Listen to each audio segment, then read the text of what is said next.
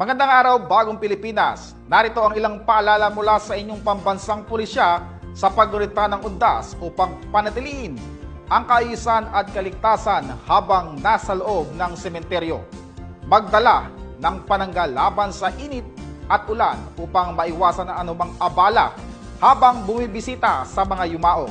Tiyakin ding ligtas ang mga kandilang ginamit at hindi ito magiging sanhi ng sunog o sakuna.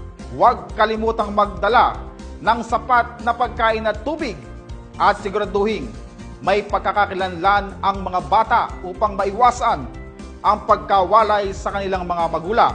Mahigpit ding ipinapaalala na bawal magdala ng mga matatalim o delikadong gamit, pati na rin ang mga bagay tulad ng pansugal, malakas na speakers, alak at paninda. At sa oras ng emergency, alamin ang lokasyon ng First Aid Station o PNP Assistant Hub sa inyong lugar. Ang mga simpleng paalalang ito ay makatutulong upang maging ligtas, mapayapa at maayos ang paggunita ng undas.